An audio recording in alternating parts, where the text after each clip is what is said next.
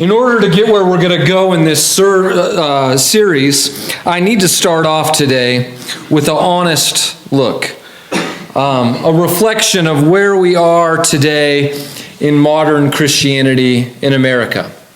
In the early 90s, a style of church emerged called the consumer church model.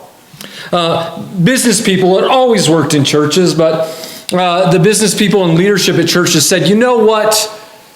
Let's make church like any other consumeristic thing, and let's make and develop our churches into what consumers are looking for. So church in the 90s started changing. Church became more like Burger King, have it your way, right? And so you got to pick what kind of church you wanted, what kind of music you wanted it to be, how long you wanted church to be, how the sermon would be constructed, what time of day, even on a Friday, Saturday, or Sunday service that you wanted to attend. This was the stereotype of the mega churches with the fog machines and the big bands. And there's actually a spoken strategy about how to do this now. The strategy is called Coldplay and a TED Talk. Okay? As much as the worship can sound like Coldplay, and as much of the sermon can sound like a TED Talk, the church will grow. And it's worked. Which begs the question, who are these people that like Coldplay and TED Talks so much? Right? But churches have grown. And I don't want to look at this too cynically, because millions of people in our country have been introduced to Jesus because of this model. They thought, okay, I feel comfortable enough to show up to church to hear this message because of it. But there's a big question we have to ask in all of this. But before we ask it, I have to also point out that this isn't the only consumer church model, okay? Sometimes we are like, let's go after the mega church, let's pick on them. Oh, there are consumer churches that are entirely based on holding the denominational line. The reason they exist is to keep things the way they are. There are churches that tend to do everything the exact way the largest giver at the church wishes they would do it. Or there's a new one that's starting to emerge. John knows, he's laughing because he's been there, right? The new one that's emerged is politics. That, we're going to show up and my politics will be preached that Sunday, and we will be condemning the church down the road with our opposite politics and how to do this. And so this has come up in all these different ways. We even have a phrase now, a cultural phrase, called church shopping. Like you're going out shopping for the right kind of church, like you're at Walmart or Legree's or Safeway, and you're trying to pick between the three of them, right? And so in the midst of all this, I come back to, what's our goal?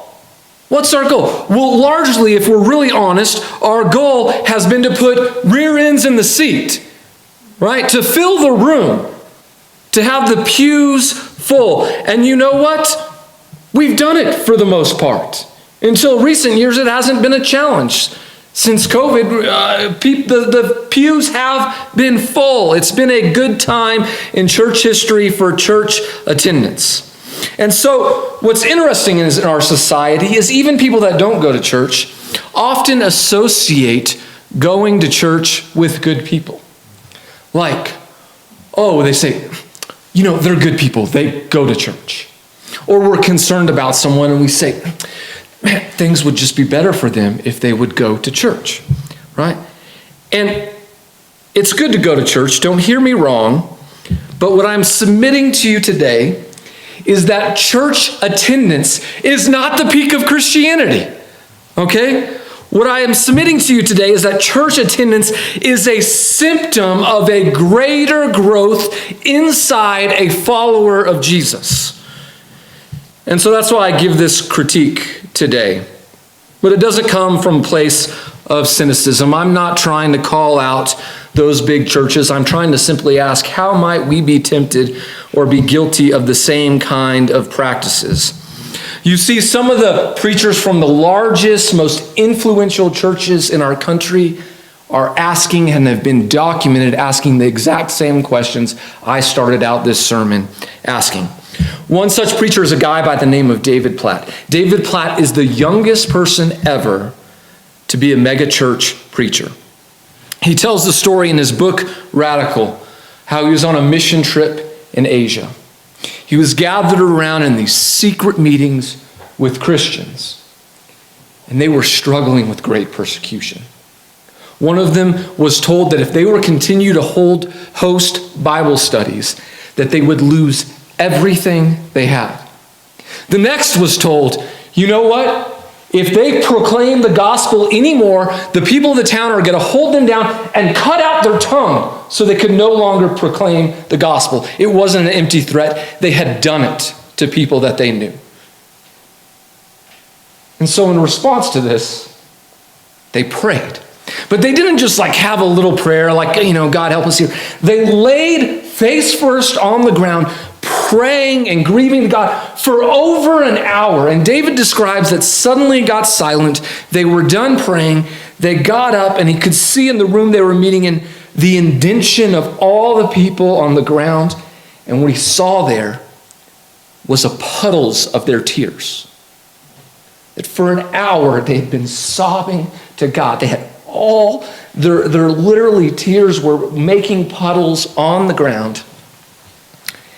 And fast forward a week later, he flies home. They're having a big come back to church fall thing at his mega church. They got inflatables in the parking lot. The church arrives with millions of dollars worth of cars. And the biggest issue is there's not enough parking. It's not close enough. It's too far of a walk to church. And the church is upset with that. David goes on to say this quote in his book. He says, I am convinced that we as Christ followers in American churches have embraced values and ideas that are not only unbiblical, but that actually contradict the gospel we claim to believe. And I believe we have a choice. And so this series is about this choice we have to make today.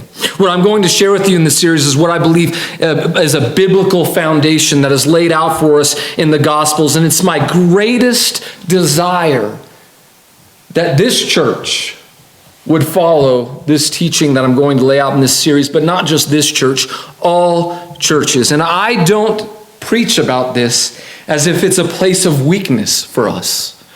Because in fact, what I'm going to preach on, I think, is one of our strengths. But instead I ask, how can we be better at this? How can we keep this the center? How can we make this the focus of this church? So before we go any farther, let's pray about it. Our Father in heaven, we come knowing and confessing that we always don't get this church thing right. That sometimes we choose our way over your will. That sometimes we want church how we want it instead of your kingdom come on earth as it is in heaven.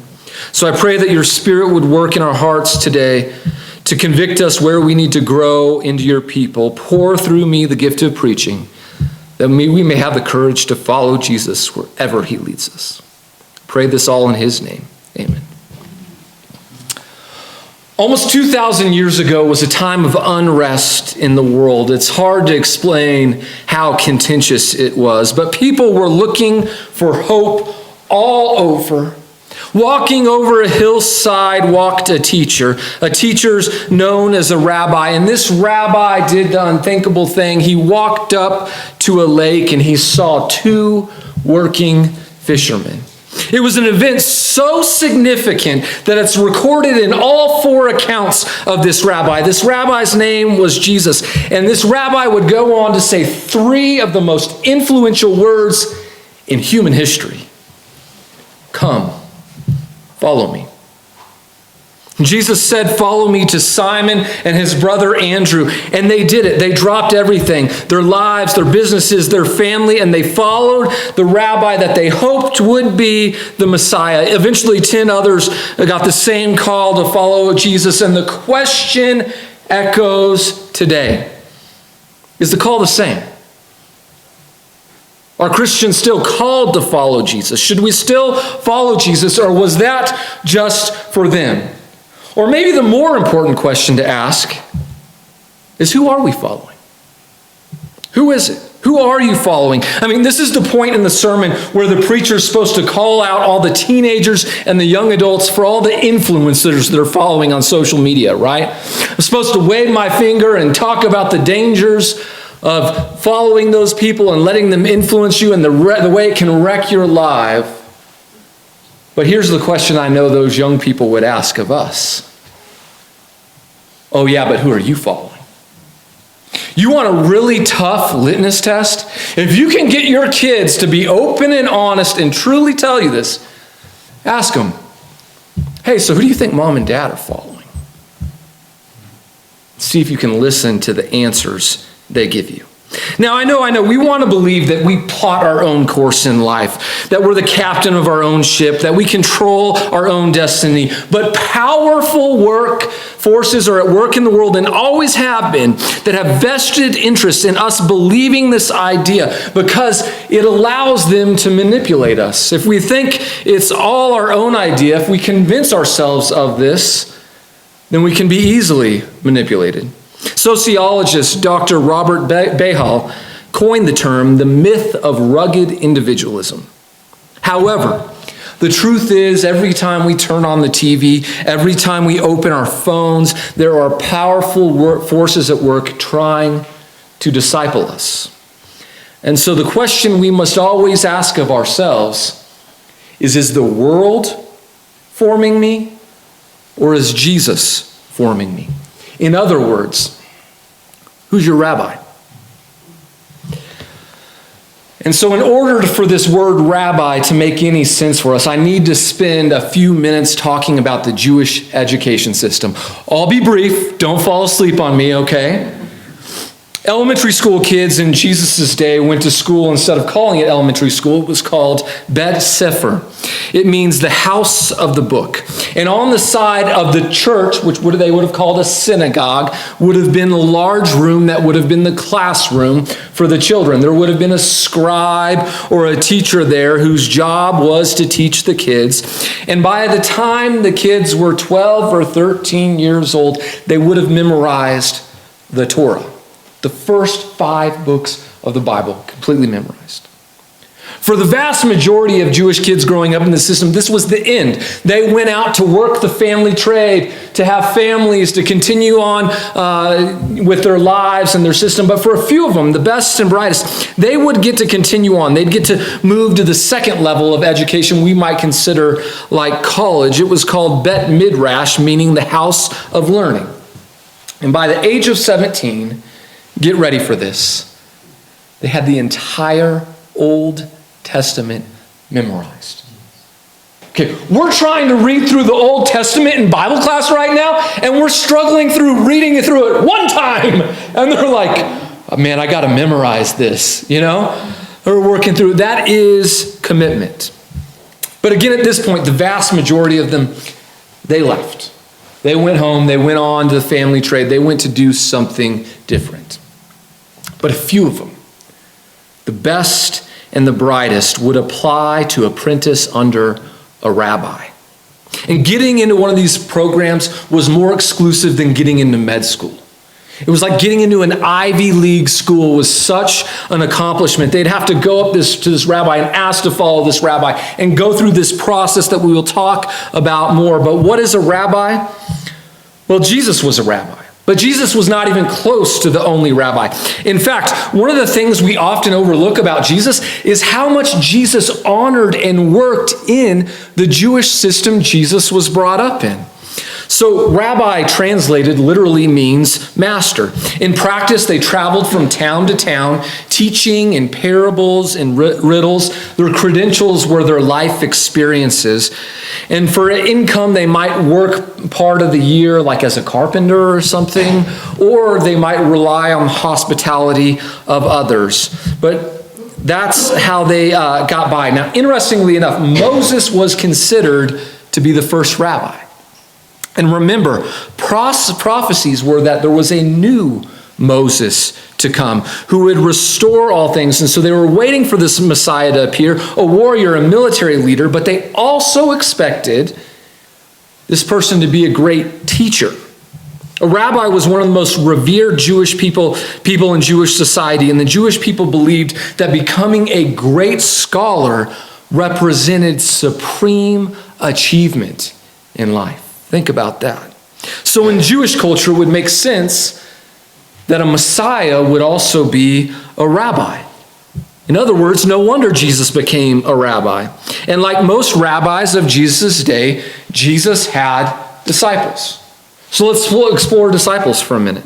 Sometimes we can be confused and think that Jesus was the only one who had disciples or that he invented disciples. However, this was also part of the Jewish system that played out in that time. In Jesus' day, it would be common to see rabbis walking around Galilee with small cohorts of disciples. And one of the most famous rabbis of all time was Rabbi Hillel.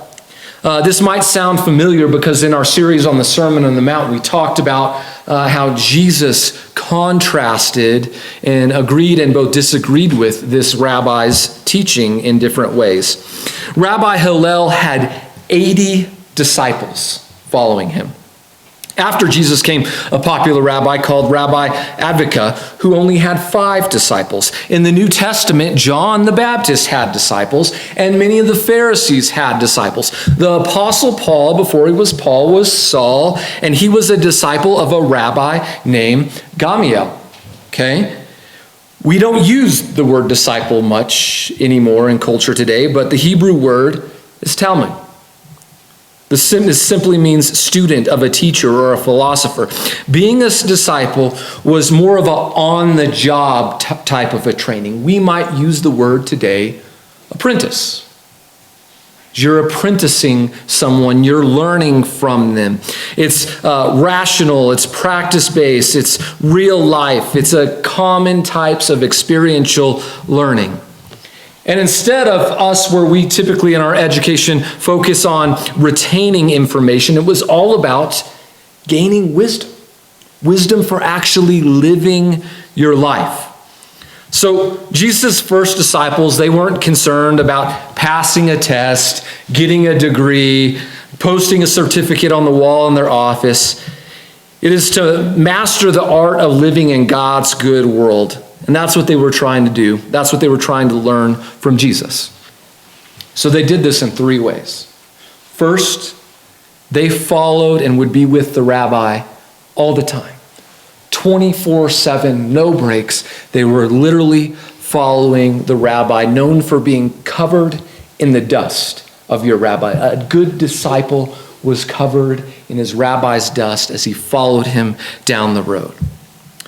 The reason to do this is for the second thing a rabbi would do, or a disciple would do, to become like your rabbi. That you'd be around them all the time so you could literally become like them. Disciples were known for copying the tone of voice, the mannerisms, the figures of speech of their rabbi. And the final goal is to do as your rabbi did. The whole point of the apprenticeship, the training under a rabbi is the goal is in order to become a rabbi yourself one day. So thanks for hanging in there with me as I gave that background. But here's what we need to hear. This was not the goal of being a rabbi or a disciple. This is still what it means to be a disciple. Nothing has changed. Let me explain. So after Jesus spent the majority of his time with 12 disciples, spent a whole lot of time with 3 of them. Jesus has died. He's been resurrected. He's about to ascend to the throne room of God, the control room of the universe, as we learned in our last study in the book of Hebrews. And Matthew 28:19 says this, "Therefore, go and make disciples of all nations, baptizing them in the name of the Father and the Son and the Holy Spirit." Now, what stands out there is what Jesus didn't say. Jesus didn't say, go and break attendance records, get lots of people in the seats of the church. Jesus didn't say, make a ton of converts. No. Jesus said, make disciples. The question I want to start this series off with today is, do we believe Jesus? Do we believe these words enough to follow these words? Or would we rather cut corners? Because Jesus really, really believed we should make disciples. And to make disciples isn't like this, like I'm going to make you, I'm going to force, I'm going to coerce, I'm going to manipulate you. No, Jesus gives us free will and choice. And if we want to follow him and be his disciples, make here means to build something. Think about all the people who cook the wonderful food for our potlucks, for our brunches. They spend time making delicious food for us to eat. We make cars, we make houses, we make fences, we make paintings. In other words, disciples are made, not born. Okay? So it takes time for God to make us into one of his disciples. And you know what? It takes time to join God in his mission to make more disciples. It's a lifelong process for many people. And here's the hard truth. In Western Christianity, the standard, what we've gone for, is the grow a church quick scheme. The cut the corners, like get people in the crowds, lower the barrier of entry because that will get people in. And let me tell you one of the reasons why I came to this church. I have this sign that hangs in my office. It says, your goal is to make devoted disciples of Jesus. When I heard about this church in Poncha Springs and I got on the website, I looked up and it said, the goal is to make disciples of Jesus. It's on the bulletin. It's on the front page of the website. And we cannot lose the vision of this goal that Jesus gave for us. I mean, it's almost like we need a trendy slogan or something like, make disciples great again. But you know what? It actually does. It actually does have one of the most outspoken critics of this culture that I'm describing you today is one of the most well-known megachurch preachers in our country. His name's Francis Chan. He was known for this book called Crazy Love. His second most popular book is called Multiply, where he outlines, man, no, what we really need to be doing is making disciples. He's like the guy who is known for like leaving megachurches and starting small groups. He believes it so much.